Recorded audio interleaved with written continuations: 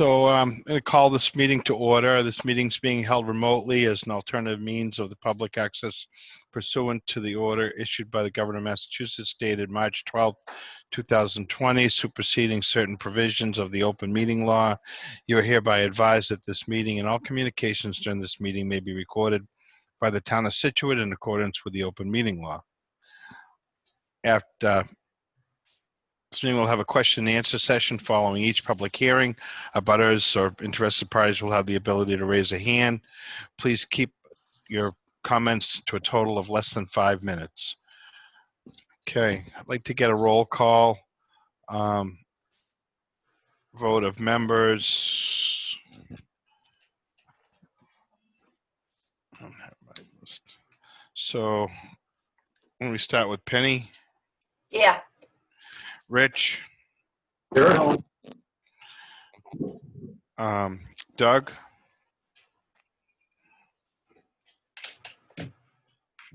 Doug Alberg. Here. Jen. Here. Andy. Here. And Brendan. Here. Great, thank you. So you've seen the agenda. Does anybody have any additions or omissions, changes to the agenda? No. Okay, then I'll take a motion that we accept the agenda. I make a motion we accept the agenda as written. That was Penny, a second. I second. Jen Foley. Okay, all in favor? Penny? Yes. Rich? Yes. Doug? Yes. Jen? Yes. Andy? Yes. Brendan? Yes. Frank Snow, yes. Thank you. So we'll open up these meetings. This is Brunswick Street.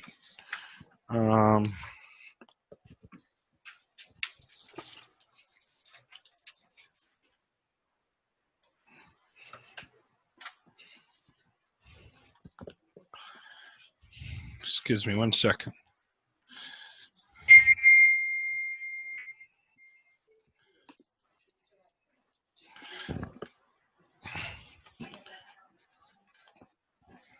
Amy, is Brunswick Street already open? Yes, it got continued to today from like. Yeah, it was continued from 3/2. Okay, and Doing it again. the applicant's requesting that we continued 39 Brunswick Street again until August 31st. I'll take a motion on that. I make a motion we continue 39 Brunswick Street to August 31st. A second? Second. Who was that? Doug. Okay, thank you, Doug. So for a vote, Penny, Yes. Rich, Yes. Doug, Yes. Jen, Yes. Andy, Yes. Brendan, Yes. Frank, yes. Okay, so now we have 147 Captain Pierce Road. On July 20th, 2020, at 5:50 meeting at Town Hall, the Scituate Conservation Commission will hold a wetlands hearing under Chapter 131, Section 40 of the Massachusetts General Laws and Section 30700 Town of Scituate Code of Bylaws regarding the application of Patrick and Kate Blake to reconstruct a garage and make site improvements at a location at 147 Captain Pierce Road, Scituate. Abutters and other interested parties are invited to attend. Frank, Yes. Kate is my niece, so I guess I should. Recluse Take off. yourself? Yeah. Well, she's probably happy about that. Oh, no, she loves her aunt. Okay, thank you, Penny. Yep. Who's presenting this? Is it Marbito? Good evening, members of the commission. Brad Holmes with ECR here to present this notice of intent application to the commission. Welcome, Brad. Thank you. As Frank described, the project is at 147 Captain Pierce Road. We submitted a notice of intent for a garage reconstruction project. I'll go over the site first and then get into the project. The property is at the corner of Captain Pierce Road and I think the Countryway. along the eastern portion of the property is a perennial stream.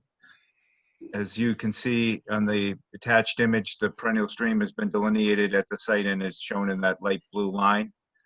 Associated with that perennial stream is a 200-foot riverfront area that extends landward into the site. We also have a bordering vegetated wetland running along parallel to the stream or so. That's delineated and shown in the green line. Associated with that bordering vegetated wetland is the 150-foot buffer zone. The 50-foot buffer zone is highlighted in yellow on the attached plan. So the project that we're proposing is located within the 100-foot buffer zone to the BVW and also within the riverfront area. The project consists of a garage reconstruction.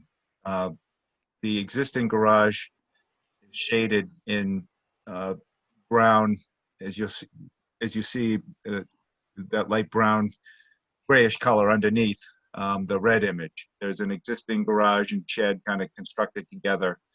That's accessed by a gravel driveway coming off Captain Pierce Road. What we're looking to do is to remove the existing structures and reconstruct a new garage pretty much within the footprint of the existing structure. There'll be a betterment to the proposed structure because we're proposing to include roof infiltration right along within the area of existing lawn, process the stormwater coming off the roof of the garage, and also associated with the project will be reconstruction or so of the driveway, just kind of more of a reconfiguration of the driveway. It will remain as a gravel driveway. And then there's landscape improvements proposed around the work, reconstruction of a retaining wall, regrading of the lawn to accommodate the work and the new roof infiltration unit. The work primarily occurs outside the 50-foot buffer zone. There is a little bit of driveway reconstruction within the 50-foot buffer zone and grading. The work is fully within the 200-foot riverfront area, but it does comply with the riverfront regulations under the riverfront redevelopment standards, and we're under that 10% threshold, and we don't have a significant increase in degraded area at the site. I think it only increases at 0.1% of new degraded area in the riverfront. So we've tried to design the project to work within existing degraded and existing developed portions of the site. It complies with your buffer regulations and also complies with the riverfront regulations, and I think it's a good project. Hope you're in agreement. Thank you, Brad. I can start with Rich. Yeah, just a couple of very quick questions. Garage is pretty much within the current footprint. Can you give us an idea of the percentage difference that there is going to be in the size of it? I don't have the numbers off the top of my head. I tried to shade it so you could get an idea. The red shading is new footprint outside that existing garage, and you'll see the existing garage and shed is somewhat, outside the footprint. I'd say, percentage-wise, maybe 30% increase if you had to make a estimate off that image. It's not very big. One more very quick question. The concrete walk to be removed, that's not being replaced? Correct. Thank you. Okay, Doug? I think I'm good. I was just looking at the details of the infiltration. I think that's a good idea. So that's going to pick up all the roof runoff for the new structure? That's my understanding, correct. Okay. And what is the existing structure, the house itself, just a regular gutter? Yes. Okay. And I would imagine that they did a little bit of soil exploration to make sure that that's going to work. But no, I don't have an issue. Not a lot of grading that I see at all. Just a little bit around the structure, so you feel around that. And that's really kind of the only encroachment into the 50 that I see. So, no, I think I'm good with that. Jen?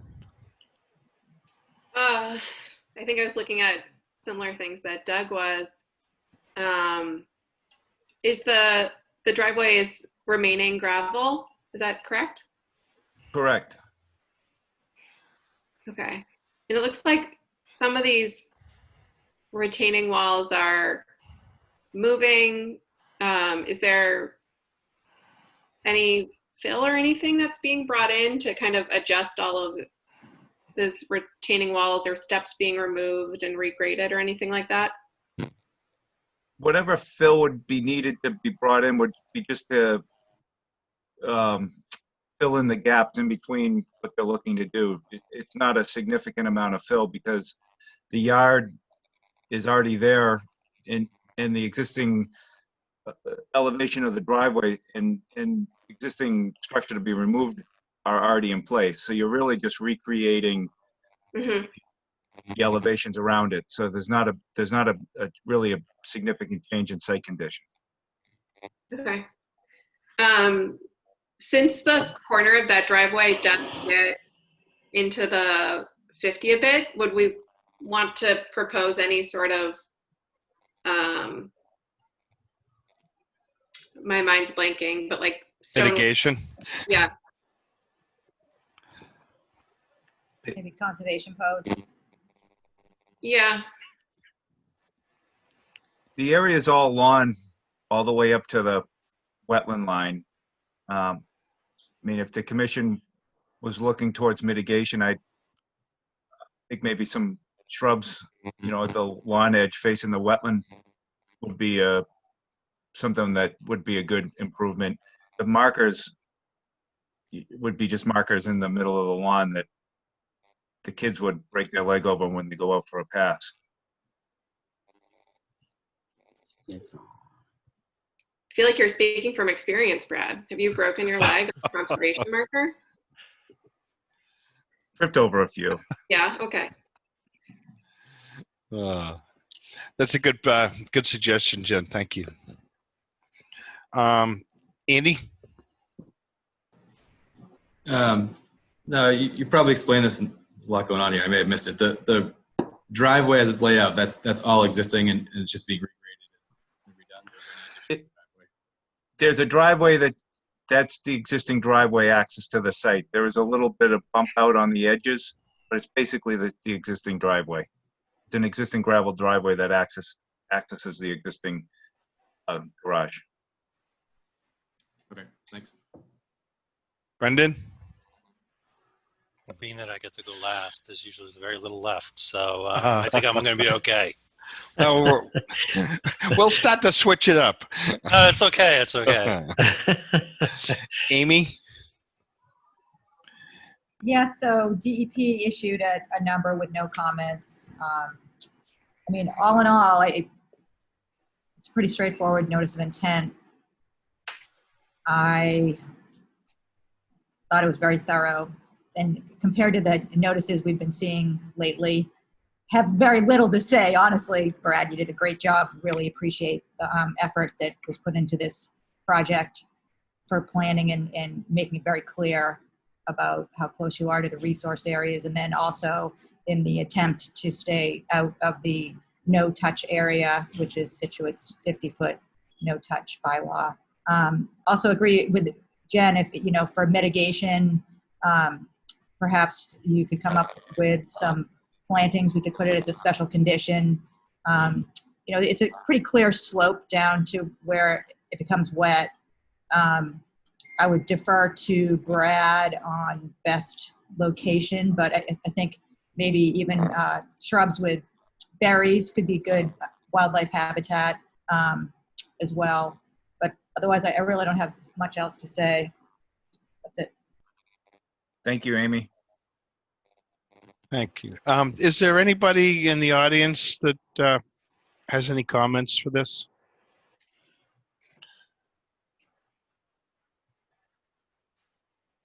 Ken? By raising your hand? No. Well, like Brendan, I think you guys have covered all the bases. So I'd take a motion to close this. So moved. That Doug. was Doug. Okay. Second? Second, Andy. Thanks, Andy. All in favor? Penny, you've reclused yourself, correct? Yes. Okay, Rich? I'm good. Okay, Doug? Approved. I mean, aye. Yep. Yes. Jen? Yes. Andy? Yes. Brendan? Frank, Brendan? What's that? take a motion to issue too. Okay, sorry. And we're also going to make a motion to issue orders. Somebody want to do that? Brendan can do a double. Brendan? See if you were left out. You want to make a motion to issue orders on this? Okay, I'll make a motion to issue orders on this. 147 Captain Pierce Road. And 147 Captain Pierce Road. I'm sorry, I lost my connection for a moment.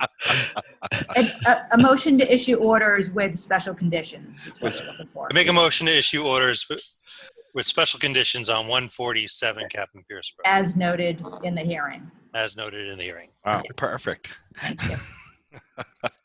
So now we'll go back. Rich, Yes. Doug, Yes. Jen, Yes. Andy, Yes. Frank, yes. Thank you very much. Thank you, guys. You said, thank you. Thanks, Brad.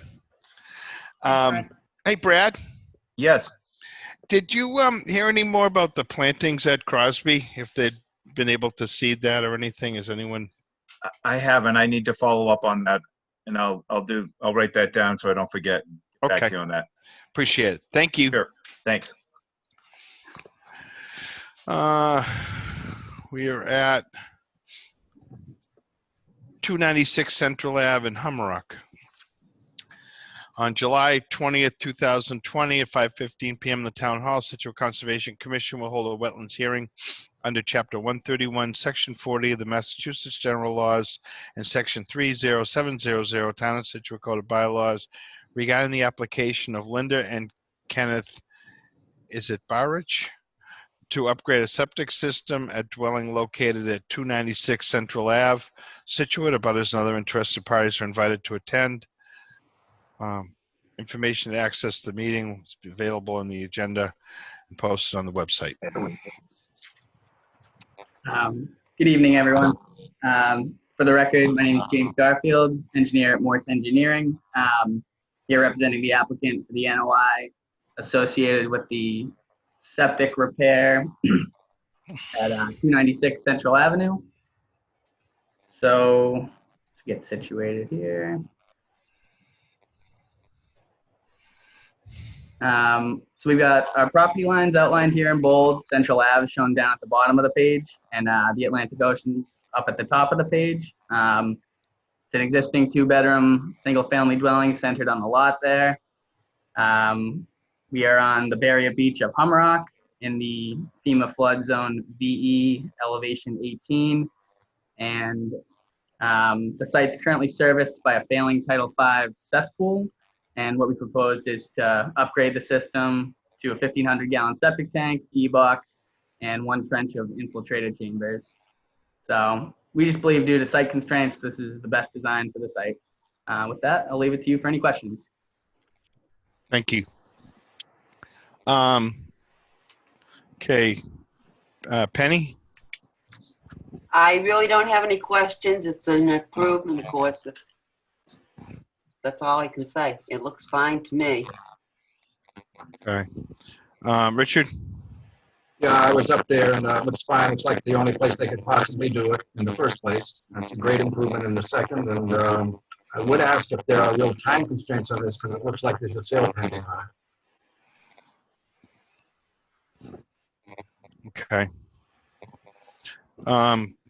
Doug? No real questions. I see that you have to relocate the water service. And it makes a note that that'll be under the direction of the water department. So that looks all good to me. Jen? No, I'm good. Andy? Good. It's like an improvement. Brendan? I've got no questions on this. Okay. Looks good. Amy? I have very little comment. Also, I think Morse did a great job with this NOI as well. DEP had no comments. Board of Health will be approving it next week. It's going to be a great improvement, clearly, on a cesspool.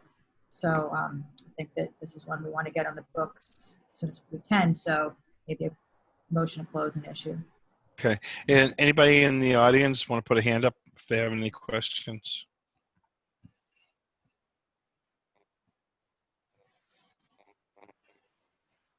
Seeing none. Okay. All right. I would like to get a motion to close and issue orders. I make a motion to close 296, is it? Yes. Central Ave and issue orders. Do I have a second? Second, Doug.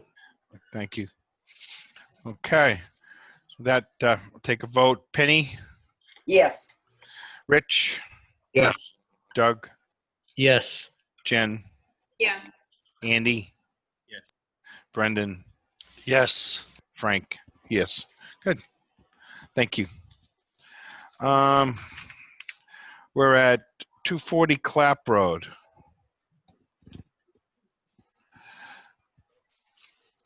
On July 20th, 2020 at 5:15 p.m., the Town Hall Scituate Conservation Commission will hold a hearing under Chapter 131, Section 4 of the Massachusetts General Laws and Section 30700 Town of Scituate Code of Bylaws regarding the application of Chester and Susan Stone to build a pool, patio, fence, associated grading at a dwelling at 240 Clap Road, Scituate. Abutters and other interested parties are invited to attend. Information to access virtual meeting will be available on the agenda posted on the town website. Okay. Okay, so again, for the record, my name is James Garfield, engineer at Morse Engineering, here representing the applicant, the NOI associated with this proposed pool at 240 Clap Road. So looking at the plan there, we've got our existing house centered on the lot and a driveway that connects out to a common driveway out to Clap Road. We've got our wetlands shown at the top of the page, which consist of a bordering vegetated wetland, as well as a certified vernal pool. Brad Holmes had previously flagged these in 2015 and went back out on July 2nd and confirmed the lines. So we're proposing a proposed swimming pool, the associated patio and fence that will go around it. And all of those proposed structures will remain outside the 50-foot wetland no disturb, as well as a 125-foot vernal pool setback. And we have also spec'd that an erosion control barrier be installed along the down gradient limit of work. I believe that in order to access that area out back, the right side of the house has an existing propane tank as well as electric box, which would make it difficult to get back there. So we've shown a construction access area to the left side of the lot, which will go slightly within the 50-foot no disturb, but we've also shown that that area is to be restored post-construction. So with that, I will give it to you guys for any questions. Okay. Penny?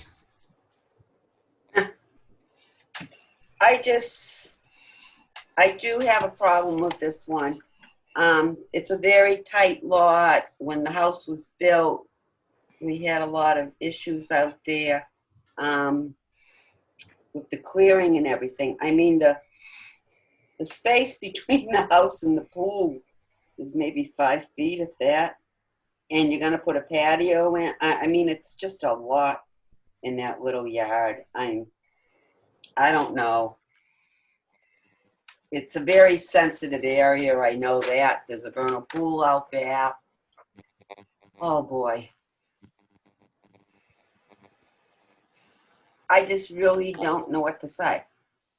I wish the propane and electric weren't there. I prefer the pool on the side of the house. But I don't know. Somebody else, Frank. It's just sensitive to me. Okay. Richard? Well, I guess the question to ask James would be, was there any other site that was a possibility to put the pool? Yeah, we kind of, as Penny said, looked at other areas in the lot, and there really isn't much other area to put it. I mean, we have the septic shown out front, as you can see. The left side of the lot slopes off towards the neighbor. There's a roof dry well system on that side of the house already. Like you said, there's a propane tank, electric box on the right side of the house. So there's really only that small pocket in the back right corner for it to go. I have nothing else right now, Frank. Okay. Doug? James, I see maybe just a little bit of a grading change around the pool. Is that just filling in around the level of the patio elevation? Correct. It's just to keep a flat patio, but it's very minor. Yeah, it looks like in terms of inches probably. Yeah, definitely. So no, I'm okay. I think I would favor, maybe this is in there already in our conditions, that this is field staked as tight as that is. To Penny's concern, that there's the construction line is field staked before they begin. So they stay in that pathway that you got showed there, and that they can then reclaim it after it's over. Good point. So when they're, because if, with that much fill, they can probably do it by hand, but if I would imagine they're going to bring in a truck and dump a load of topsoil or something in there to spread around. So I just want to see that protected in case during the middle of the whole thing there's a huge rainstorm and we get, I know we got the silt stock and everything, but it's so tight in there. I'd like to just have it well staked out before they even start, so there's no question that the contractor doesn't make an extra wide turn around that house and disturb more and during the process. But other than that, I'm good. Okay, thanks, Doug. Jen? I share Penny's sentiments. So I'm not sure that I need to expound further than to say I agree with her. Okay. Andy?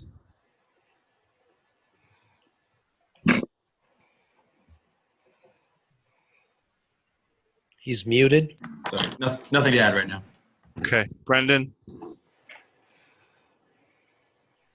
No, I'm not. I have nothing to add right now either. Okay. Amy? Yeah, so DEP did not have comments on this one either, but it's a buffered BVW project with that extra 125-foot radius for the vernal pool protection. And clearly this was, they're using every inch that they can get for the project. I do worry that, patio could eventually expand into that area, because so there's not much of a grade change out there. You can see from the plan, it's really pretty gradual until you get back there. And this was one that the house had orders for. It's a new construction that was permitted in 2015. And the commission actually did issue a partial C of C when the house was sold in February 2019 with a $3,000 holdback. And part of the holdback was due to the fact that they had already, the builder had cleared into this 125-foot setback. So that was a little bit problematic to begin with. And there were plantings that were required to go in there. And so they're in their growing window. I don't know if you want to try to expand upon that a little bit, potentially, or somehow, I mean, the fence is going to be quite clear where the fence goes. On the plan, it looks good. I don't know. In reality, when these things are built, sometimes they grow. That's all of note. But I mean, I don't think that I see anything here that would be a request for additional information necessarily. I think you could close it and condition it potentially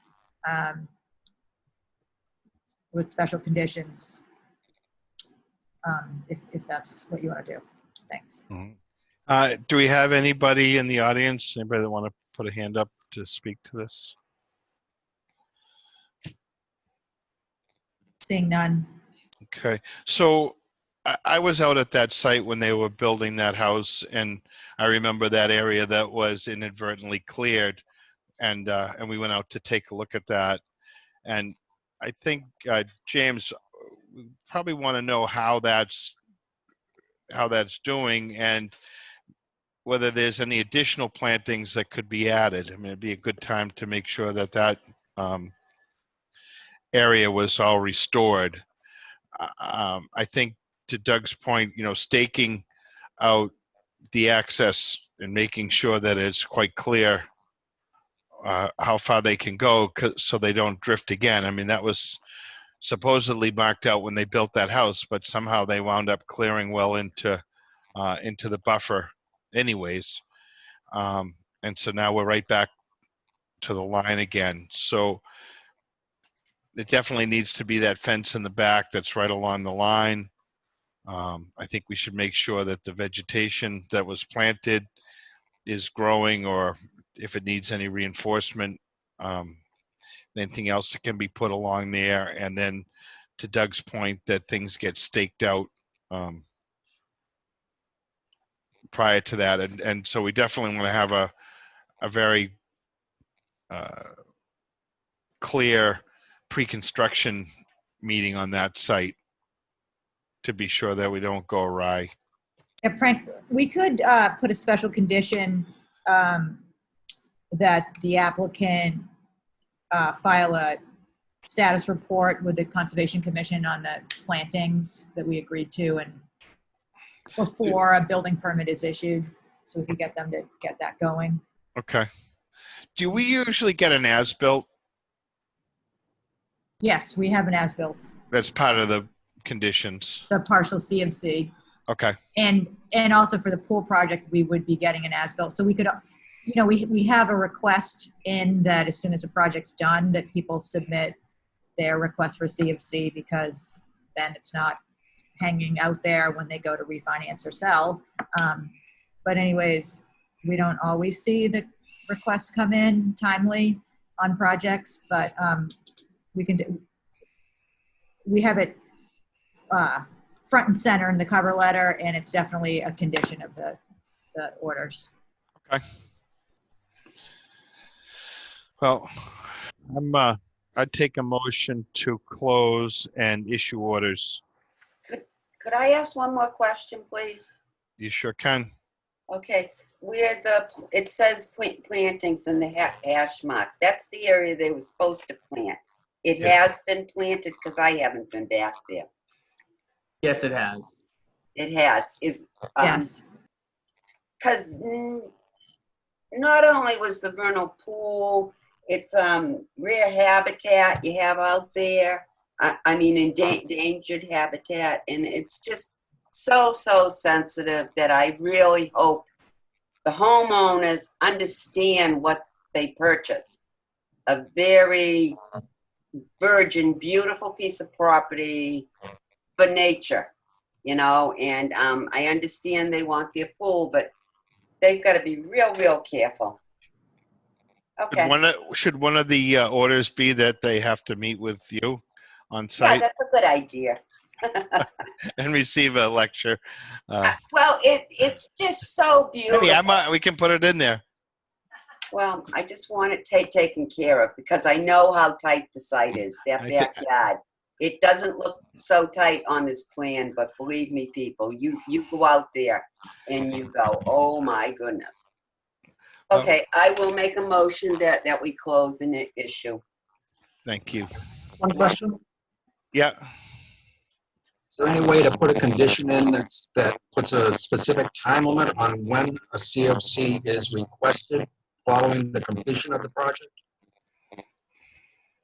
It's already in there, Rich, but we can triple it, reiterate it. Got it. Thank you. Afterward. All right. So we've got a motion, and I need a second. Second, Andy. Thanks, Andy. So Penny, Yes, Rich, with reservation. Doug, Yes. Jen, Yes. Andy, Yes. Brendan, Yes. Frank, yes. Great, thank you. 147 Hollitt Street, on Monday, July 20th, 2020, during the 5:15 meeting at Town Hall, the Scituate Conservation Commission will act on the request of Charlie and Deborah Simmons for a determination of applicability of the Massachusetts Wetlands Protection Act and the Scituate Wetlands Bylaw for activities related to installing an above-ground pool at property known as 147 Hollitt Street, Scituate. Abutters and other interested parties are invited to attend. Information to access the virtual meeting is available on the town website. Okay, who's doing Frank, it? we have Debbie Simmons on the line. I'm not sure if she's got anybody else with her, but Debbie, are you on the line? Yes, I'm here. My husband's here as well, and my granddaughter, Annie. Great, thank you. Hi. Good evening. So do you want to give us a little input on what you're doing? Sure. We live at 147 Hollitt Street. Just recently moved in October, and the property is a little over 2 acres, and we would like to just put an above-ground pool, 27-inch round, behind our home on the part that is already the lawn. The lawn would have to be dug up approximately 6 inches, I believe, for the leveling. We would like to purchase the pool at Namco, but we want to be sure that we can get this permit first. It will be 5 feet high with a secured ladder, safety ladder on there and everything. And the pool will be 10 feet from the septic, 20 feet from the leaching field, and at least 15 from each sideline. And it wouldn't be near the wetlands at all, but we just wanted to be sure, because it is conservation that we have the okay from you to do this. And Annie really wants to go swimming over here. Can you guys see her? No. You see her. If you put your video on, we could see her. Okay, hold on. Yeah. There we go. Oh. So we have all of them waiting, hoping that you guys say it's okay for them to swim. Cute. And my husband. I don't know if that's fair or not. Right, this is not fair. This is it. Future of Scituate. Okay. Penny? No, I don't have a problem with it at all. Thanks, Penny. You're welcome. And Rich? I'm good. No problem at all. Doug? I don't have a problem, just that when I'm looking on the plan, that little light colored in circle that says pool, that's where the pool is going to go? I drew it, yeah. Okay. And of course it'll be measured out, and it will be, it's not where it probably exactly it will be, but it won't be anywhere near where it shouldn't be. Sure. So I'm just looking at that roughly, that's close to 100 feet from the wetlands where that's drawn. So it's Good. Looks like it's possible to keep that out of the buffer zone. So that, of course, somebody would have I don't know how old this plan is. I don't know if the flags are still there. I believe it's 2009. 2009, yeah, there's probably still Plan's not pretty there. old. Yeah. But So- yeah, but in that area, I think you're fine. You're not going to be, if you're in the buffer, it's not going to be very much. Okay. Jen? No, I'm good. I didn't have a problem before, but Debbie bringing her assistance, definitely. All right. Andy, I'm all set. Brendan, I'm good. We're swimming. Amy? It appears to meet the requirements of a -3 finding. Okay. And I think, you know, the wetland flags were not updated for this RDA. It's still probably approximately correct. And I agree with Doug that, you know, it's right in the margin of being in our territory or not. But we're very thankful that you came in, Debbie, and with your children and husband too. So thank you so much. And Thank you. this is a permit that we can probably have ready pretty quickly for you. Great. And we will be mailing it to you. So, Sounds good. I appreciate right. it. Thank you very Sure. much. Thank you all. Say thank you, girls. Thank you. You're welcome. So, no, we don't have any other comments or anything. So, I make a motion for a -3. we have a second. Second, Jen? That was Jen. Okay, so all in favor, Penny, Yes. Rich,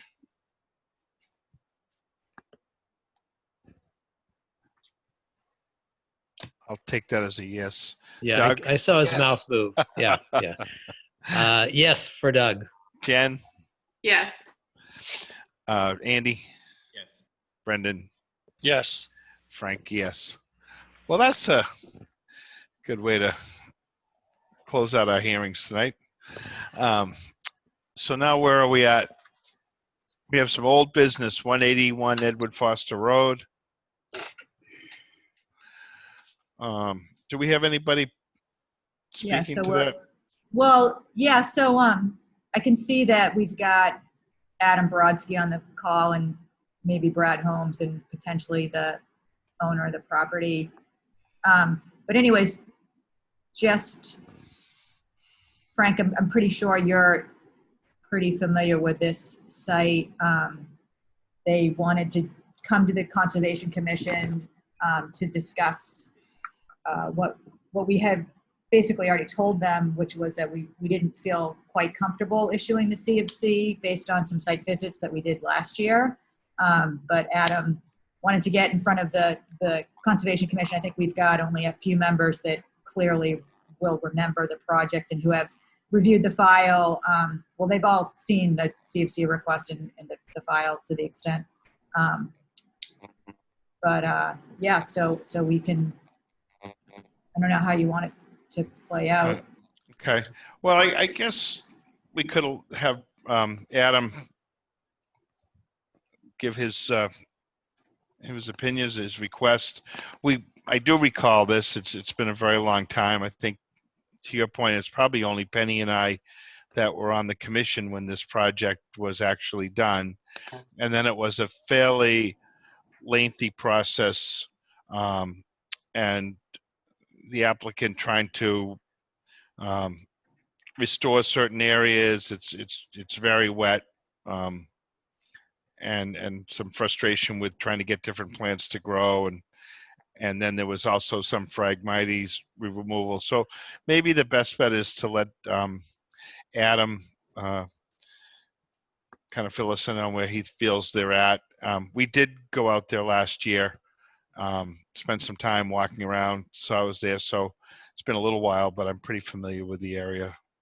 Yeah, and there were 2 orders that are up for possible issuance, and one is related to the Phragmites project, and the other one is related to a addition and some plantings and an agreement that the owner had with the Conservation Commission for the backyard, where it is very wet. Like the day that we went out there, it was very, very wet. Like sink your shoes in the ground wet. And the plantings also looked not particularly healthy, but it was hard to tell because it was off season. So Adam, you can take it over from here. I'm going to mute Oh, myself. well, thank you. Can you hear me, Mr. Snow? I can hear you. Thanks. Good, thank you. Good evening, everyone. My name is Adam Brodsky, and I represent Tim and Laura White. Tim is on the phone, and by the way, I'm going to hire Ms. Simmons to present my next project to the Conservation Commission, given the commission's reaction.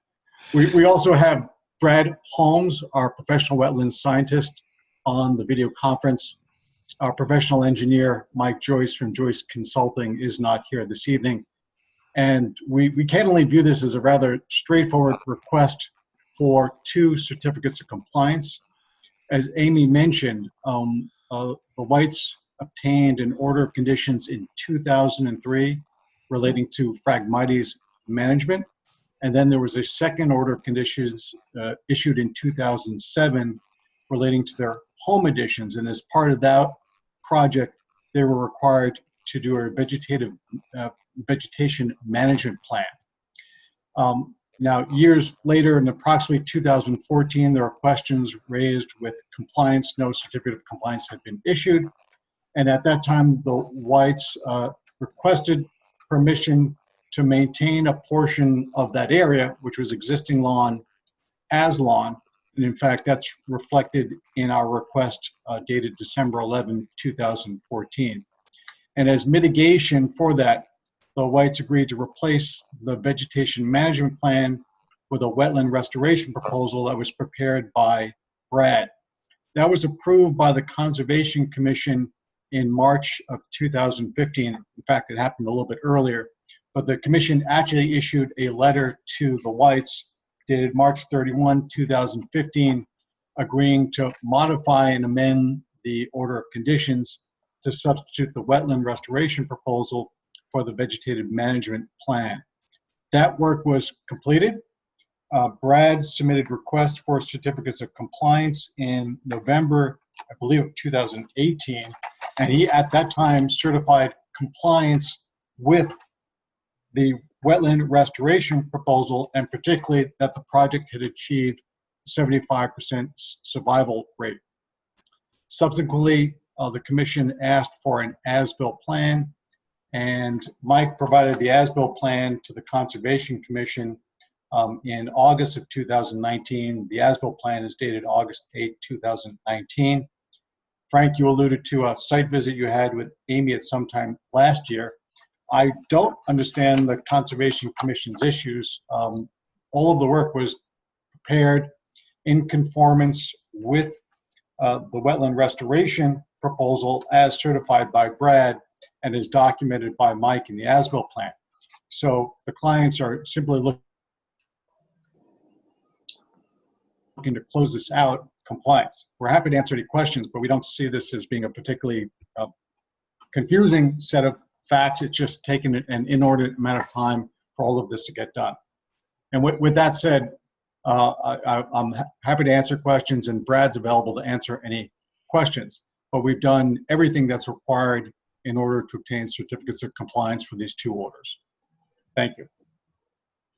So I think, Frank, probably what makes sense is to go between you and Penny, with the other commissioners not, or maybe potentially Rich, but thinking that definitely Andy, Brendan, Doug, and Jen were not involved in this project. Right. Penny, I know, has some thoughts. Okay. So, Penny, why don't you Well, don't hold back. I won't. My issue with it doesn't look like it should look. It was supposed to be heavily vegetated, and, you know, I mean, how many years have we been trying to grow this stuff there? And it doesn't look, you know,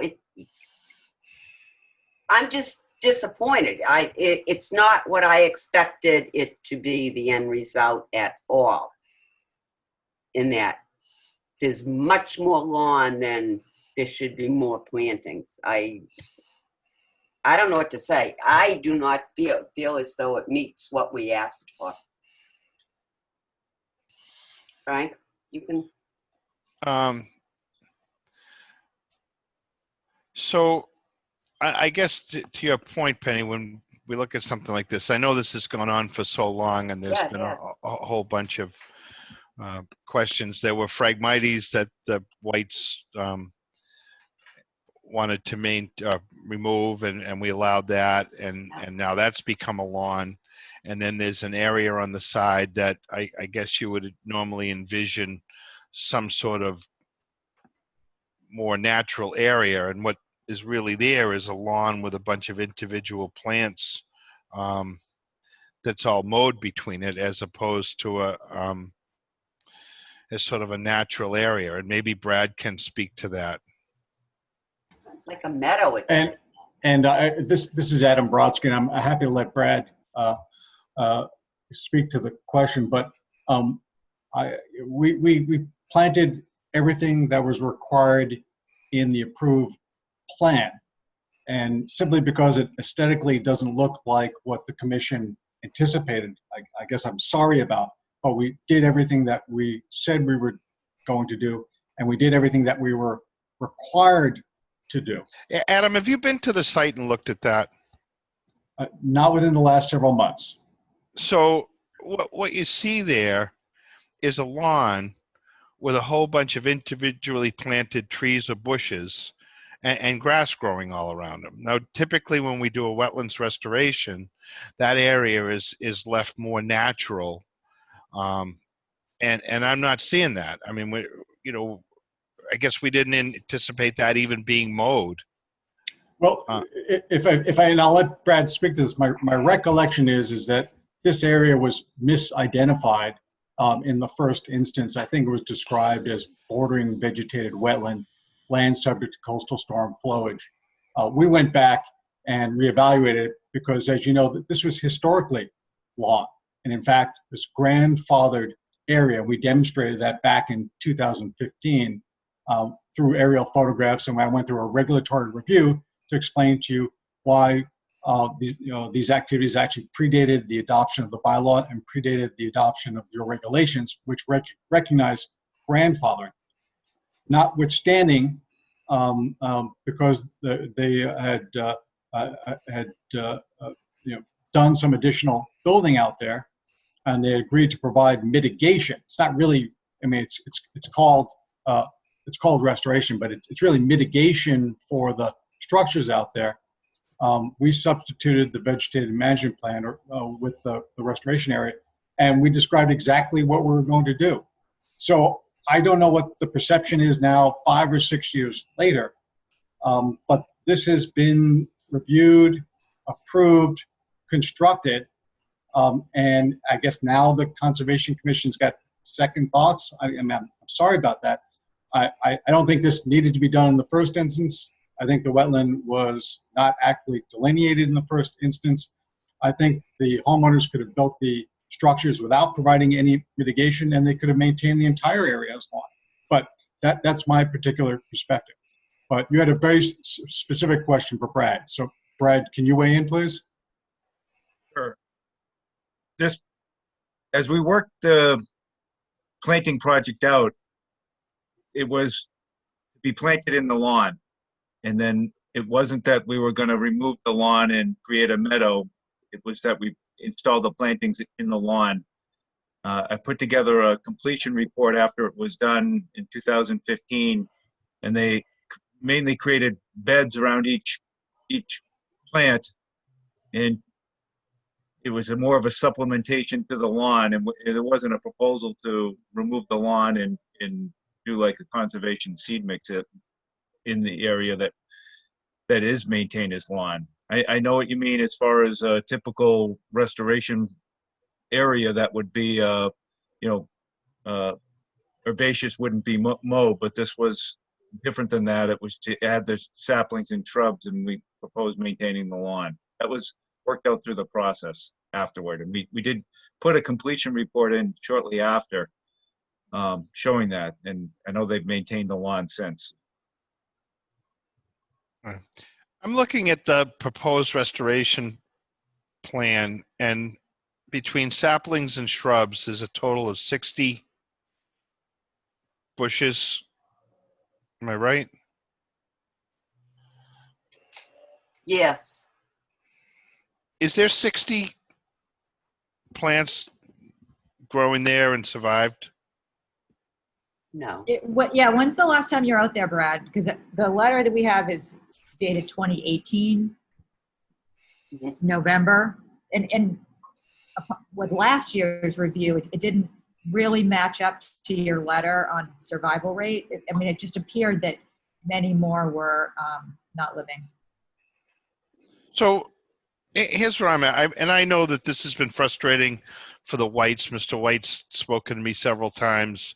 They're anxious to get this wrapped up and put to bed. And it's not been an easy project because of the ground conditions there. They also did I think a really good job at removing the Phragmites. And I'm pretty familiar with the site with a lot of history. I've worked out there for a long time. There was a relatively small ranch there at one point. It was expanded by the owners prior to the Whites. There was a lot of different things growing in that area, and it's been pretty much opened up to give them an open area around the house. I mean, I think the commission has actually worked fairly reasonably with the owners in terms of doing a lot of the things that they wanted to do there. And I think what the commission's looking for is did they get what was proposed? I don't think it's any more than that, Adam. So here's the problem. The work was approved in 2015, despite the fact that it was an amendment of an existing order. The work was performed within 3 years.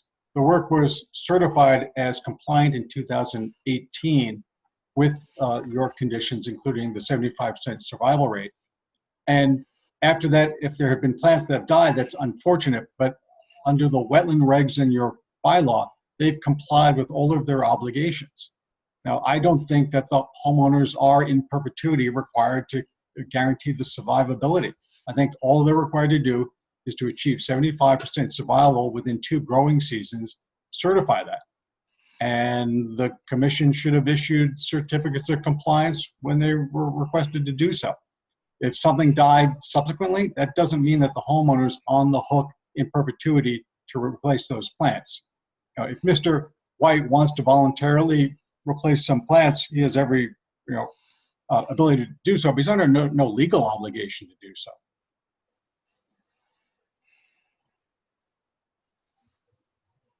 We could get an opinion from town council on that if you want. I think that the problem would come is if the owner that's there now was out altering this in a major way, and I don't believe that that's happening either. I think pretty much there's no other construction going on there.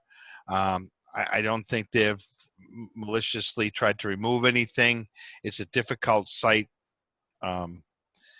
apparently to grow things in because it's so wet. And I guess we're just, and unfortunately with the number of agents that's turned over, and now we're down to a couple members. If Penny and I hadn't served this long, no one would have any history on this at all. And we're kind of going in circles a little bit. I mean, Adam, you're saying in one breath that maybe this was marked wrong to start with, and it shouldn't have been done this way at all. And we're looking at it like saying, well, do we have here what we thought that was going to be planted? So again, I can't speak to what your expectations were in 2015. All I can tell you is what we described to the commission in 2015, and it was approved. And again, if there's some buyer's remorse here, I'm sorry for that, but that's not a reason to deny a property owner a certificate of compliance, because as you know, the failure to obtain a certificate of compliance has got ramifications beyond a Wetlands Protection Act. It impairs their ability to refinance. It impairs their ability to sell the property. There was real world consequences. And so again, I can't make the commission feel better regarding that. All I can ask you is to do what you're required to do under the regulations. Do we have is there some form of documentation that this did comply? Yes, so Brad, together with his requests for COCs, submitted a completion report November of 2018. And I sent an email with Amy with all of these documents, so you have them available to you. And so, I mean, she can bring them up. So attached to, I believe it's the request for COC for 682001 dated November 15, 2018 is actually a completion report, including color photographs that showed that the project complied in all respects with the restoration plan.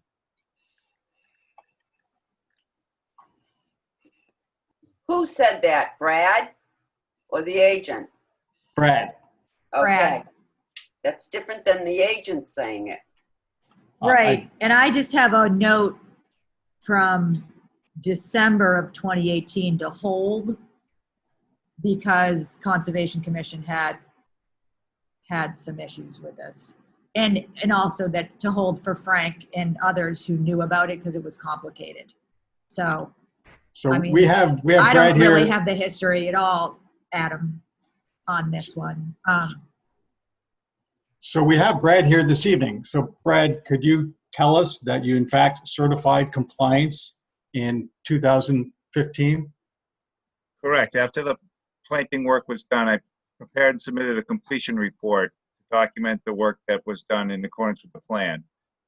I hadn't been out to the site recently, but I was out in November of 2018 to document that and included it in photographs in the request. You're correct, not all the plants were alive, but there were more than 75% alive within that area. I haven't been out there recently. Okay. Can I speak? Yeah. My understanding, I remember this project very vividly. Along with the plantings, it was supposed to be left wild. It wasn't supposed to be mowed. I mean, that was our feeling when we did this. It was going to be this nice big area out back. You got the whole side yard, the Phragmites. You did a beautiful job there. But this was supposed to be wild, to be honest with you. It wasn't supposed to be mowed. And I'm just sorry that it's gone on this long, and I understand that plants die. But to your point, Adam, I kind of feel when you're given conditions to meet, that it's kind of in perpetuity that they should continue on. I mean, what's the sense? We could give you a CSC and tomorrow they go out and mow the whole thing down. I mean, we're expecting this to stay forever when we issue these orders. I just am very disappointed in what it looks like.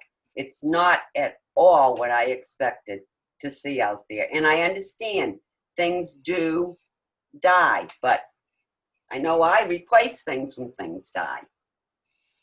So Penny, I can refer you to my December 11, 2014 letter where we explained to the commission that the Whites want to continue to maintain this as a lawn and to continue to mow it.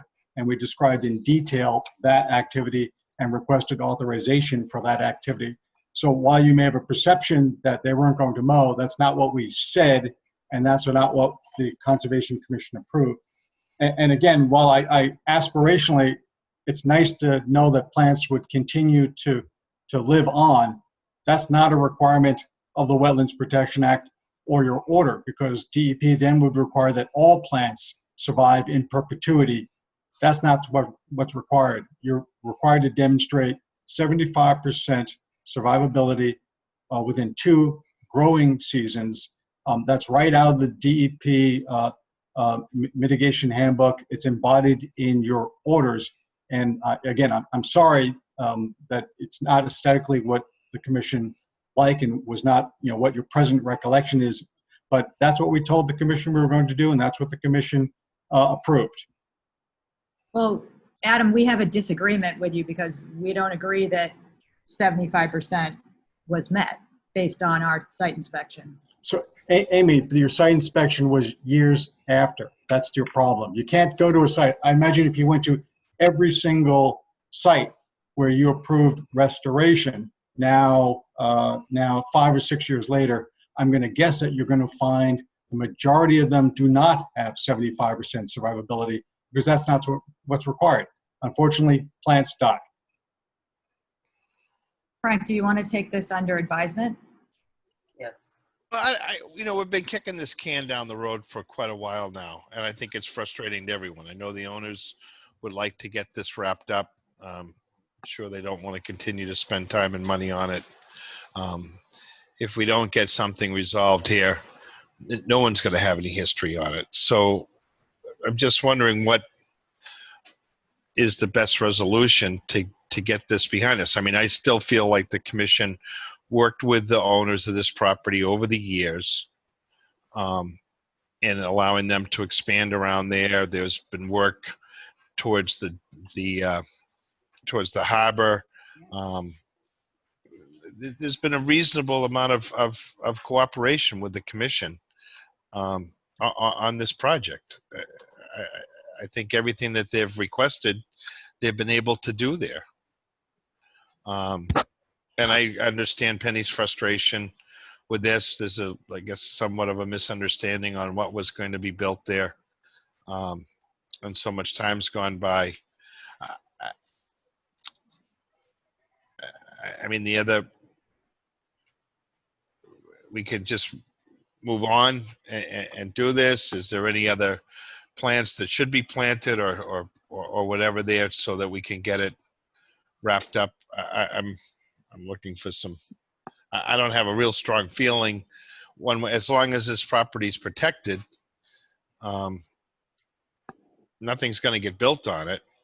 But it would be a shame to find out that next year it's just been all grassed over and the remaining plants are pulled out. That to me doesn't really say much for our orders, if that's what can happen. Is once the CFC is done, then people can just kind of ignore it. I mean, you've served on commissions, Adam. Is that your perception when you've issued orders and have things planted?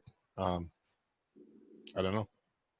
So I've sat on this commission, as you know, and unfortunately, the client has done everything that he's required to do. I guess this is not a particularly sensitive resource area. It's fundamentally floodplains, land subject to coastal storm flowage. There's low-lying areas that have inundation of water, and as a result, you have some qualities of an isolated vegetated wetland, but it's not a bordering vegetated wetland as it was originally articulated.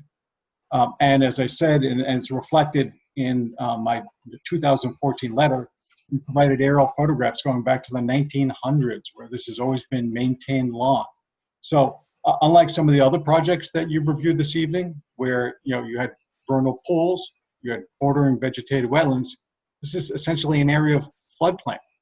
And so I think the clients have, I agree, have bent over backwards to provide mitigation for expansion of their houses, really in floodplain, for which no mitigation was required. I wasn't involved in the original permitting. I was only involved in modifying the plans in 2015 to try and get an endpoint.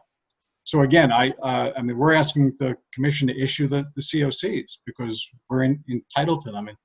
And again, I appreciate your concerns regarding aesthetics and aspiration, but in this particular instance, the clients have complied. And I'd just like to make clear to the members who've been listening that I hope there's no suggestion that somehow the whites are going out there and pulling out wetlands plants. That's not the case. If plants have not done well, it's because it's essentially floodplain. It's a low-lying area, and there's lots of water. So I don't know what else I can say on that.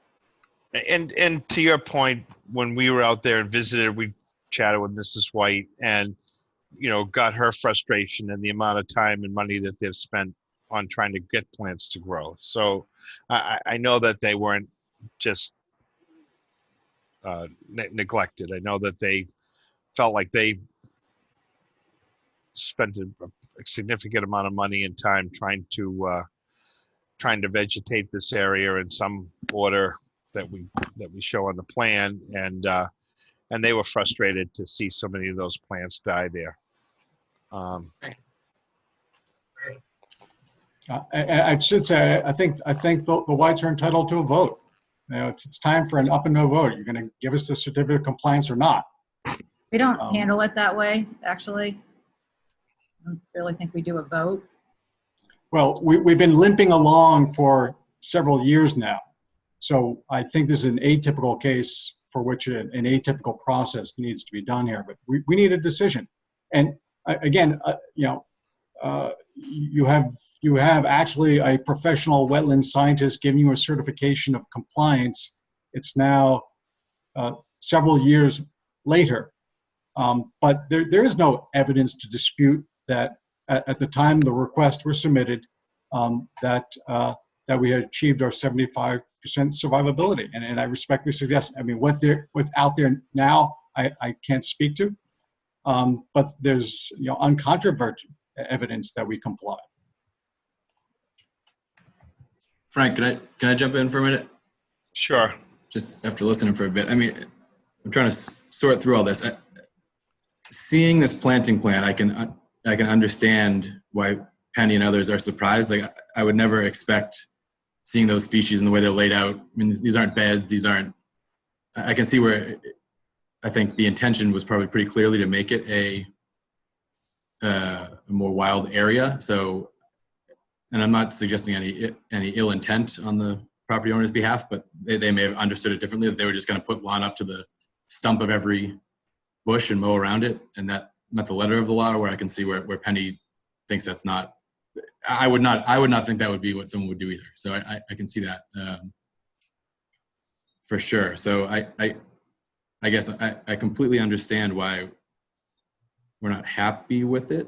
But then I guess my question is, what can we do with it? And if it technically meets it, even though it doesn't quite live up to expectation, my question would be, what are the alternatives? But and we should probably move this forward. Yeah, sure. And I just, Mr. Gallagher, I'm not sure you had a chance to read my December 12, 2014 letter where we described the maintenance of the lawn. And so again, we had explained in detail in a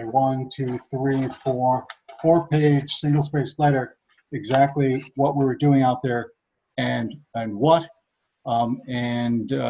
The area has been maintained as a lawn for decades. The Whites desire to maintain a portion of the lawn area's lawn while also providing mitigation for the house project. And we go to explain in detail as to how we're going to do all of that. And that area in green is part and parcel of that.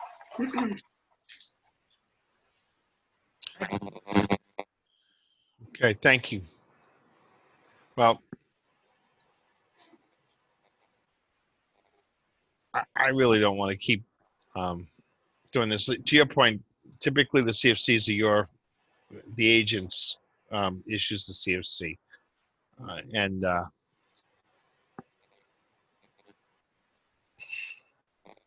I really don't know what more can be added unless there's something that you, Amy, you want to add to this, or that you want to request of the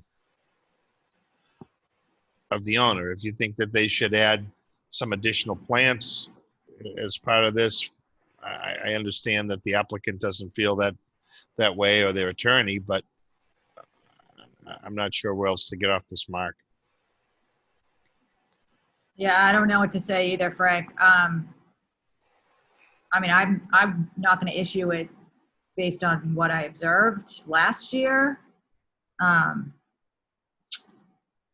don't know. Does the owner want to potentially replace some of these, or have another look at what's growing? So again, while This commission defers to the agent to decide whether to issue a COC. That responsibility belongs to the commission. And we'd ask that the commission direct the agent, please, to issue a COC in this instance.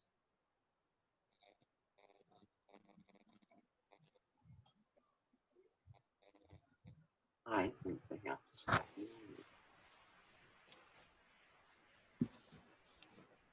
Well, I can take if anyone wants to make a motion for that.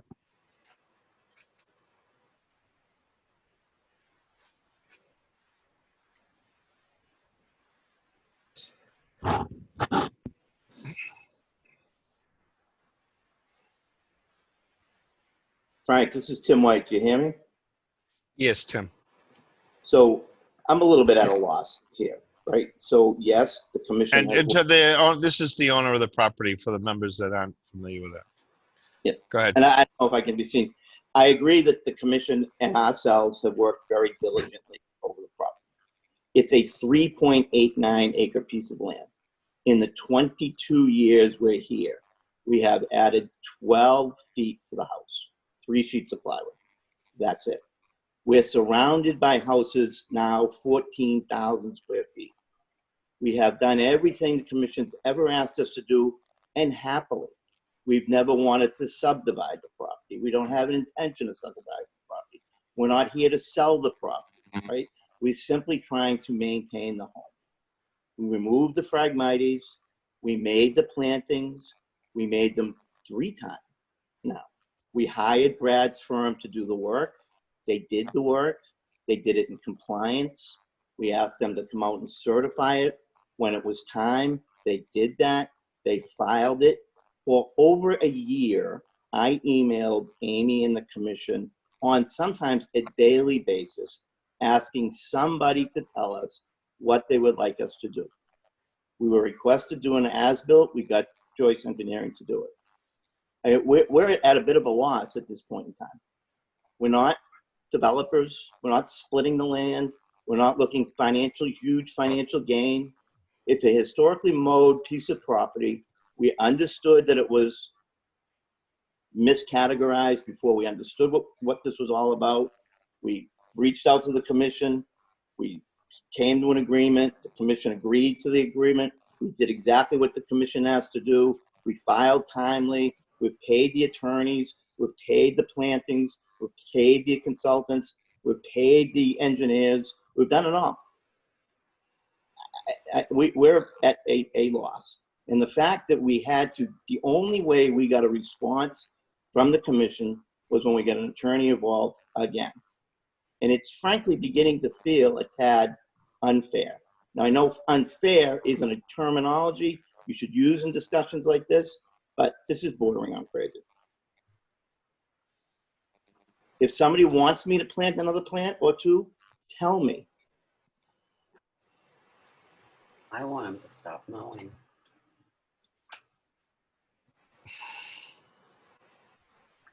That's it.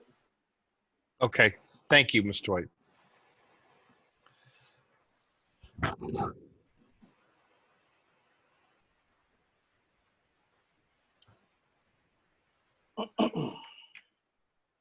Well,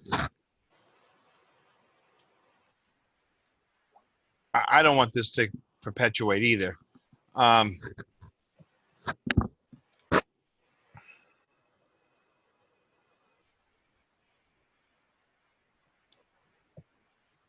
And I don't know, it's, if you go out and see the property, there's adjoining vegetable gardens, there's flower beds everywhere, there's 80,000 bees, there's beehives. There's no golf course, there's no tennis court, I don't know what else we could possibly do to be good shepherds of the land. I really honestly don't. I'm not sure either. And you're down there, the place looks beautiful. I have, and it's just too bad that so much time has gone by for people to have different opinions of what should have happened here, because it's almost. But in defense, Frank, sorry to interrupt. We filed timely. We did exactly what we were asked to do by the commission. I mean, there has to be some rules to the road. If somebody had come out in November of 2018 and said, well, we're uncomfortable, would like to see an adjustment. We're going 18, this is gonna be 3 years that this paperwork has been in there shortly. 2 years. And this is Adam Brodsky. I just want to read a sentence from my December 11, 2014 letter. After planting of the saplings and shrubs, the area will continue to be mowed regularly to prevent colonization of new Phragmites growth.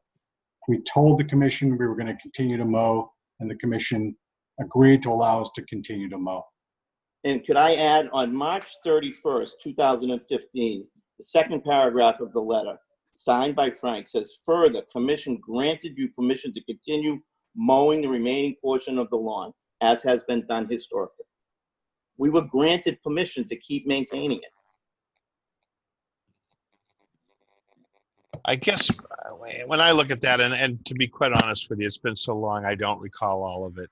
The mowing of the area is, in my mind, the area that's along the harbor. There's on the plan I'm looking at, there's a very large dotted area that was all Phragmites. And to keep the frags from coming back, we allowed all of that to continue to be mowed, right? Am I right? That was all Phragmites that you removed. So if I could be so bold, having been here for 22 years, the whole area will get encompassed with Phragmites if you don't maintain it. Right. And if you remember when Commissioner Galvin, Agent Galvin, excuse me, stood up in front of the commission and congratulated us for the amount of work it took to remove the Phragmites by hand, no machinery, and no pesticides. So if the area that you're talking about wasn't mowed, it would, every plant that's out there now would be encompassed in Phragmites in a year. Yeah, and that is a big part of it, Mr. White, that so much of that was removed and has been kept from growing back. So I think there's a lot of pluses for this project as well. You know, as you recall, Frank, being around as long as, or longer than we have, when Mr. Rulon died in the building, right, he simply stopped mowing anything anymore, right? And the Phragmites he was died upstairs on the second floor. And so the land just got taken over. We restored it to what it was historically like. And continue, believe me, we're not removing plants, right? We don't go plant anything out there because nobody's responded to us since the 18th of November. And I'm definitely afraid to do anything else out there, frankly. I don't. Yep. All right.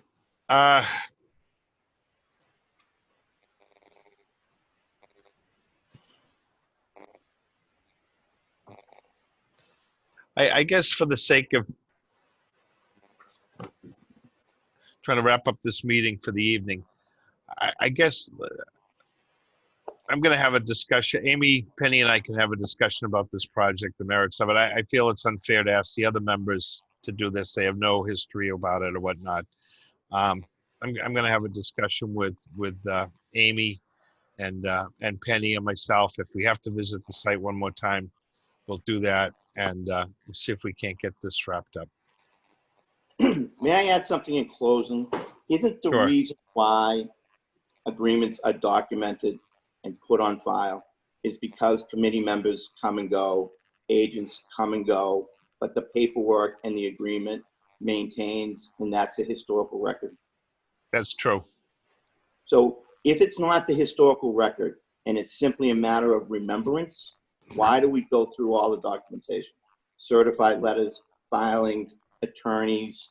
I mean, why do we do request certificates of compliance? Why do we have the wetland consultants review and certify the work is done? Why do we do as-built by professional engineers if it's simply a matter of remembrance? I'm not going to disagree with you. I just, okay, thank you. I don't think we need to beat this one anymore this evening, and let's see if we can get this wrapped up. I appreciate it. Thank you very much. Yeah, well, I'm sorry for your frustration. Oh, no, that's okay. Yeah. Frank, are you going to put this matter on your agenda for your next meeting, please? Sure. That's reasonable. Thank you, Adam. Thank you, Frank. Thank you, Thanks. committee, for your time. Thank you very much. Thanks, Tim. Yep. Thank you, everyone. Do we have anything else for tonight? Nope. Hey. I would take a motion to end the meeting. I make a motion to adjourn. Have a second? Richard Kidd. Who was that? That was me. Second. Doug. Okay, so Penny, Yes. Rich, Yes. Doug, Yes. Jen, Yes. Andy, Yes. Brendan, Yes. Frank, yes. Thank you all very much. Thank Thank you. you. Thank you. Good night. Good night. Careful, Penny. Get out of here. Good job, everybody.